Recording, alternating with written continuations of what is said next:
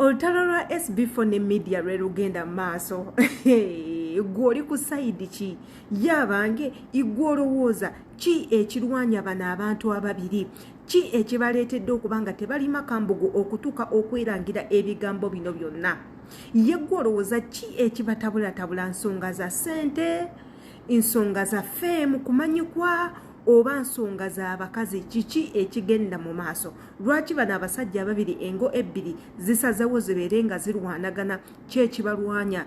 Nsonga z'abakadaama oba waliwo ensonga eziri personal? Omanyi mu bulamu tusobola okubeerawo nga tuyina personal issues, tuyina ingoing personal wars munda mu bulamu bwaffe, nga tuyina abantu betulwanagana nabo nga n'ebiseera ebisinga tetumanyi lwaki tulwanagana nabo. Kati nno kyekigenda mu maaso. Yenze Sheila Adita, subscribinga ku YouTube channel yange eno obeere nga tosubwa updates zonna. Kwata ku notification bell buli video gye tuteekayo egenda kubanga ekunyumira. My brother, imbagala nnyo mwebale kubanga mutwekumirako. Bw'oba nga gwe tona subscribinga kyokkola okimanya ekigambo kikyaliwo nnyo, notification bell gikoneko nayo egenda kubanga ekuyamba. So olunaku olwaleero mbaleetedde olutalo olugenda maaso wakati wa SB4MEDIA teekako n'omwami Calvin Kayanja. Kati nno binendo olutalo woba oluwuliriza mulimu n'ensonga z'abakadaama imbu, mulimu n'ensonga z'abakadaama gw'olowooza ekibalwanya busente bw'abakadaama, ng'omu akugamba toyina kuziri, omulala agamba lwaki ozi, omulala agamba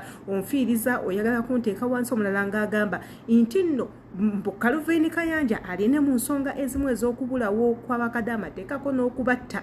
Igwe byogerako ki? Byonna tugenda kubanga tubisingana mu comment section. Kansoke imbaterewo obutambi obugenda maaso mu bwewulirireko gana amaloboozi sigange gaabo abantu bennyini beesabulidde ku live ne beewandulira amalusu ne beevuma ebinene ebisongovu n'ebyama ne bivayo ne tubimanya. Katugendeko mu butambi. Olenga naye nengana bino kwali kabino mankwayiriza yogera nti nkwayiriza nengana nafuna bagwaswa emanga bakola bane bane bakola naye nzi nagano kola naye kakati nanyiga. That's why nti bayibula bonna balanga mu kalonenti ba alane kuruzi ba divorce bani yabakwatako neta concept y'abasiya abantu bagibayinga nganze manyo muzanyo gigondo okuggwera ye muntu yekka eyavayo n'anoonya buli yasooka kukola program nendoza byakusaaga n'anoonyereza biki nampawaabira. Omuntu eyankubira essimu nga mpawaabidde namugamba ekirombo kyamme kiri kubawa nti kiri wakiso, ne mugamba nina abantu abalinga Asia Costa namba ngenda kugireetawo mu kiwa obuyambi, tebaddamu kunkubira. Calvin n'abakubira nti oyo musajja mumulesa ayinaine nga ye kyafa kimu kunsiba kusula kariya yange omukulu oyo mulina neebu. Calvin namba yonjirina office wokolera manyiwo abantu bokolera nabo mba sikulumbangako sikoleranga program yadde neemu. Andi waliwo omwana gwe wabba yali ava foti mwamutambuza okumalanga mwezi mulamba ngumugenda mutwala Saudi yanduwe muyambe namugamba kintu kimu nti ebintu ebiri mu Calvin sigenda mwanika sigenda kukolaki wabula mukama namulekera mukama yayo n'omusasula singa n'omutima mu Calvin naali kubye program eyo omwana yantukiranga akaaba ebyaddala nenakuleka. So era nga tubiveeko tudde ku Halima bw'olya buli lunaku kati bw'ova deno bwe mutava mu bintu byakwasamirira kuno ku live ne mubeera kuno ng'abasibu ate mugenda kukola ki? Bakugamba nti bamuloopye mu kooti bwe baba bamutaddeko keesi kooti erina kumala kuluulinga olwokuba ndi musobola okukola wano lwaki bwebamukwata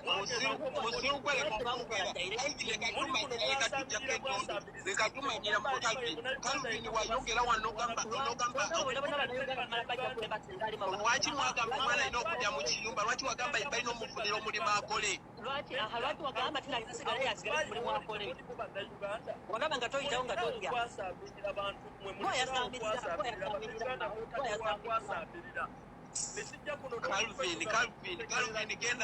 Calvin genda mpola tujja kukuzayo tiko obumonde bwo ojja kuddayo taliko okutika obumonde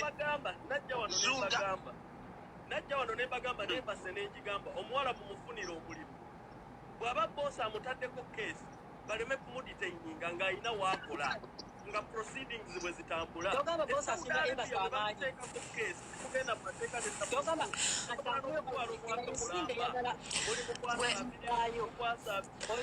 Jeno olaba gwe Calvin Kayanja gwe mwenyini mwagamba bunalima gule ku Mwarabu omusango nga mwagala lima gule ku Mwarabu omusango omwana olwagaana mutandise etteekawo ebyo. Remember mwayagala omwana oyo agule ku Mwarabu omusango. Remember that issue oba ogijjukira kubanga zinaliwo we mwayogerera.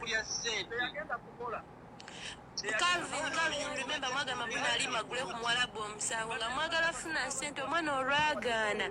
That's why she's in jail. Okimanyi bulungi nnyo ti Calvin osobola okubira mama Halima n'omugamba okuyita SB4 oba bakuyita ddeno kyogamba ye akumanyi nga bwofaanana. Njagala kuva wano safety muganda wange nyiga kwitiza kuwulira. Njagala kuva wano naye baateeka fiya mu famire eri babagamba nti oyo muwera interview omulamu agenda kufiira wa Okitegedde? Ngenze oba si kyo bo bagamba oba si kyo Calvin Kayanja mwafeera famire ne mugamba omwana tugenda bawa ssente muleke tumufunemu ssente. Calvin Kayanja muleka mwateekawo ekyo kisitooli eri famire naye nga lwaki mubonyabonya omwana w'abandi. Mukama wange tebagerangako ku makyali bagamba leka bamufunemu ssente wabula batiisatiisa famire y'omwana omwana waabwe tebagenda kuddamu kuyamba tebagenda kuddamu kumukolerako kintu na kimu era be bamukoledde n'avaayo omulundi ogwasooka. Calvin ekyo kisobola okyogera gwe mwennyini. olaba wayagala kusiba SB obivuddeyo kati lwaki kwena Halima lwaki tuba tetukkiriza nti gwe osobola eri wano Calvin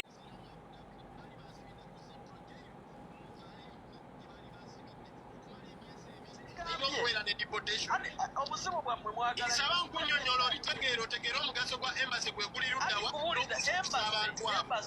bw'oli mukozi naawe ekuyamba mpuliriza ssebo n'oli ayagala okuzimba essomero Calvin okuyiga tekukoma kumuyigiriza bakuyigirize wala nabo oligenda olibeera kumuyigiriza oyige ensonga emu yokka yakola bwakadamu oba bwasekadamu n'emirimu ebirala Calvin bayitani we bankwatira nali just technician owa esimu aircraft nga nkola ku airport we bankwatira saalina mulimu gw'amaanyi saalina kyamaanyi kye nali nkola wabula embase yange neebaza omukulu Kibede yanzikiriza n'ampa olupapula okukkiriza looyo okuneeyimirira mu kkooti gye nali ba withdrawing deportation yange okulaba nga tuzendi Dubai.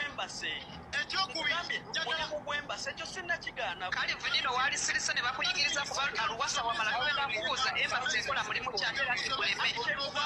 leka mbabuze mulimu gwa embasi yakabeera mu UAE emirundi ebiri mu bbanga eritannaweza mwaka olabyeko ng'ayogera ku nsonga za Calvin kankugambe zibino ebintu wamange ekyomugaso gwa embasi gwe ngenda okuyigiriza tuve ku bantu abalala tunulire omusago omugaso gwa embasi yennyini olwisentiri mu mwaka oguwedde 2022 omwezi ogw'omukaaga nafuluma n'enzira e Uganda nayina check bouncing nga n'abaana waliwo omwana yafiira mu nju yange eyali ku baana be nalonda ku union be nali nyamba obuyambi namulekawo n'afiira ku nju yange ze n'engenda e Kampala.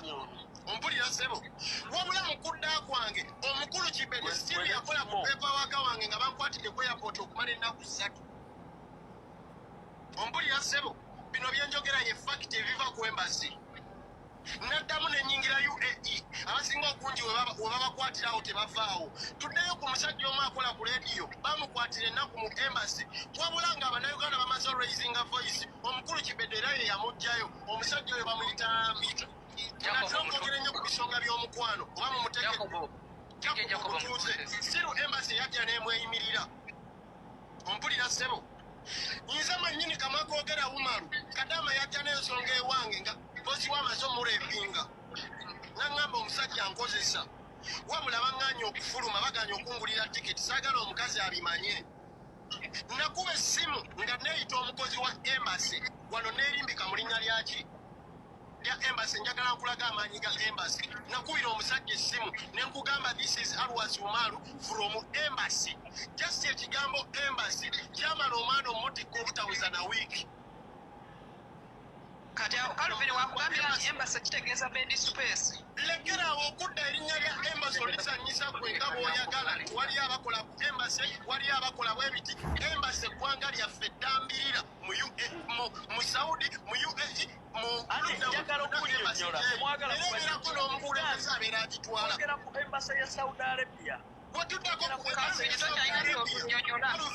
Wetuddako ku embassy ya Saudi Arabia. Ogiraba bagiteekayo ku mulembe gwa Amin. Mpuliriza. Wetuddako ku embassy ya Saudi Arabia. Abantu abali mu tukolamu olunaku olwaleero emmwe bakaluvini kayanja nga naawe okusinziira eri mu bumankuosinziira n'obutobakooda kyayagala otugamba nti embassy ekola okusinziira ebbanga lye bagiteerayo era mutesiyosinaabaana bo obalukutunda abaana funa akasente k'otuula olye osirike naye otunda abaana ate noda mu kwagala kubafuula ekitagasa n'oyagala obakola mu bukozesa tena yatwala embassy ya wano eya UAE esinziira mu Abu Dhabi baali bansibidde ku Central Jail mu Alaini gye baali bansibidde okumala emyezi ebiri n'okubeera ne deportation. Obuzibu bwammwe mwagala nsaba nkunnyonnyola olitegeera otegeera omugaso gwa embassy gwe guli luddawa n'okufuusa abantu abo. Oli mukozi naawe ekuyamba mpuliriza ssebo